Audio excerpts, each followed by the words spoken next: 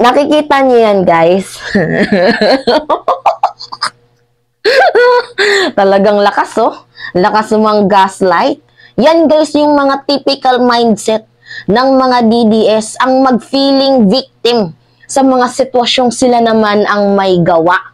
Ngayon, may performance task sa atin. Performance task. Itong si Bato de la Rosa, si Senator Bato de la Rosa, with due all respect.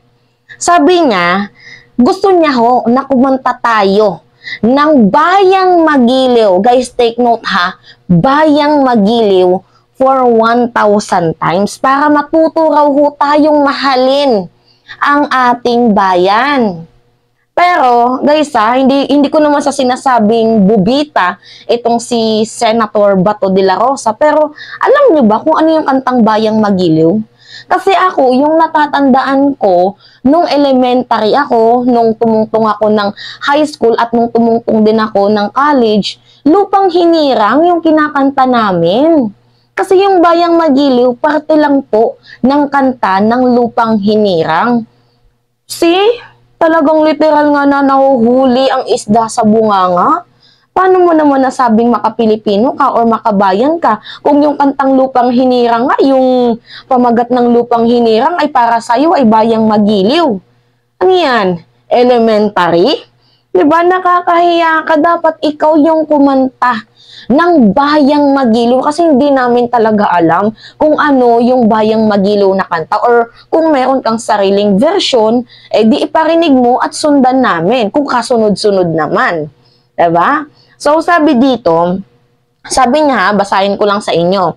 Siguro, dapat, ang mga Pilipino na ito, dapat pakantahin natin ng 1,000 times ng Bayang Magiliw para matuto silang magmahal ng bansa. So, Senator Bato de la Rosa, the chief architect of Duterte administration bloody war on drugs, sa madaling salita, kanang kamay ni Digong, na nagsasabi backing the International Criminal Court investigation should be made to sing Bayang Magiliw 1,000 times to revive their love for their country.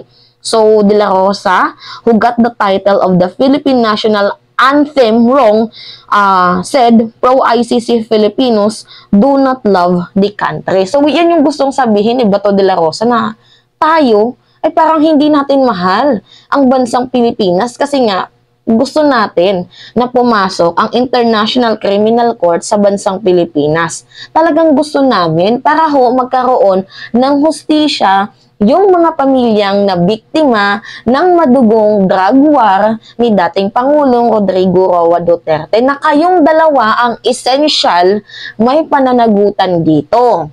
Anyway, going back sa ating topic, sabi ni Bato, 'di ba? Para maging makapilipino tayo, kumanta tayo ng Bayang Magiliw. As if naman na makapilipino ka, hindi mo nga kayang ipagtanggol, hindi mo nga kayang i-defend ang ating bayan laban sa mga mananakop. Wala ka ngang salita nung binubuli tayo ng China. Wala ka ngang sinasabi nung binumbahan tayo ng floating barrier. Bagkus nilait mo pa ang AFP natin na kakayanin niyo ba yan? 'Di ba? Ginaganon mo pa sila. Wala ka nang sinabi nung pinupukpok, sinisira ang ating coral reefs. Napakatahimik mo sa issue. Tapos sasabihin mo, papakantahin mo kami ng Bayang Magiliw. Ewan ko kung anong kanta yung Bayang Magiliw niyan kasi Lupang Hinirang naman yung nakagisna namin.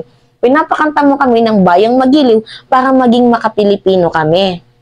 Talaga lang, Bato, coming from you, 'di ba? Nanggaling pa mismo sa bunganga mo na ikaw nga hindi mo kayang ipagtanggol ang ating bayan laban dito sa mga China.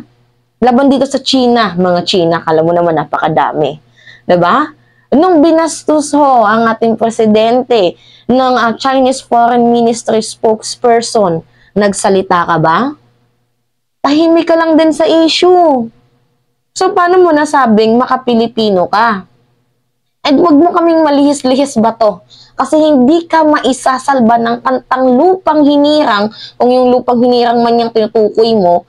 Or di kaya, I would say, Bayang Magiliw kasi yan naman yung sinabi mo. hindi ka maililigtas or maisasalba ng kantang Bayang Magiliw laban sa mga kaluluwang gusto nang makamit ang hustisya. Diba? Kung si Tevis nga, sabi ni Antonio Trillanes, ay hinuhuli kahit nakategi lang ng mga 15 to 20 katao. How much more pa kaya yung 1,000 of Filipino people na ang iba pa doon ay mga inosente, mga bata.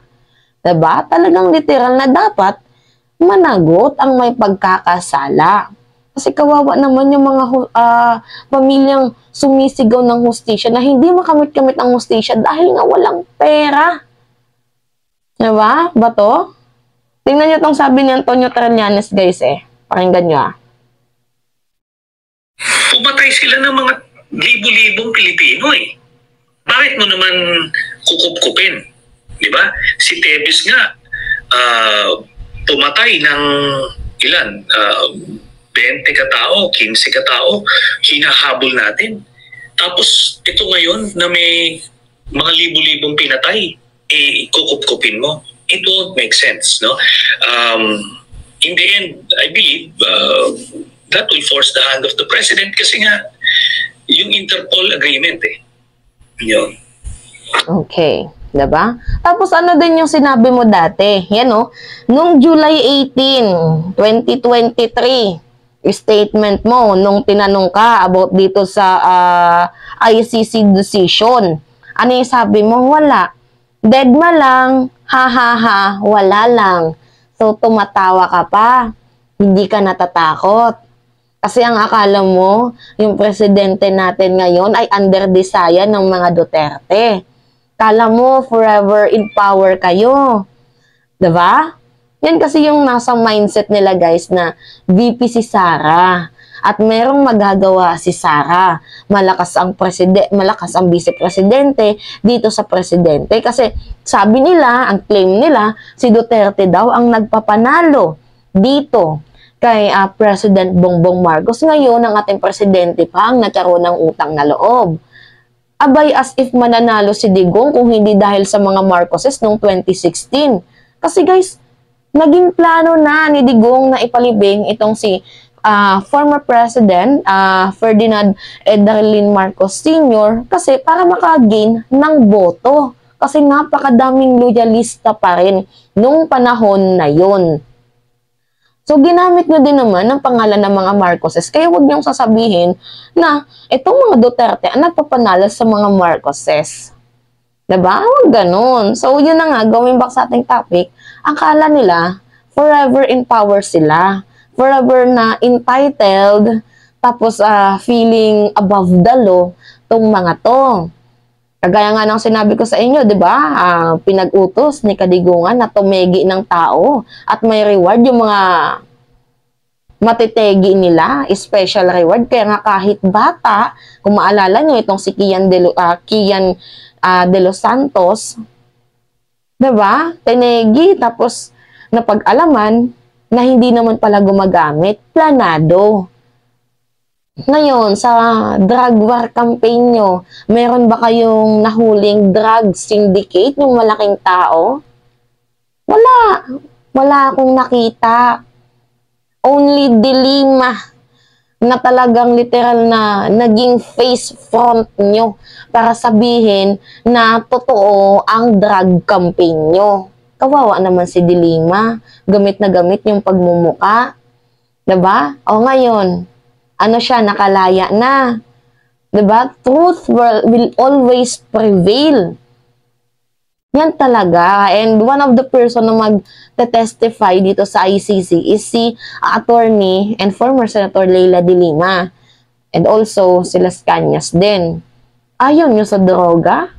Pero malaman-laman namin, according sa statement na Arturo Las Cañas, na kayo pala ang mga malalaking tao. Huwag ganun, diba? Huwag ganun. Talagang kung ano yung ginawa mo sa kapwa mo, yan rin at siya rin ang babalik sa'yo. Pero anyway, ikaw yung kumanta ng Bayang Magiliw mo. Solohin mo yung Bayang Magiliw mo kasi hindi namin alam yan. Ang alam kasi namin, Lupang Hinirang. Tingnan mo, piling maka-Pilipino, title lang ng Lupang Hinirang, hindi alam.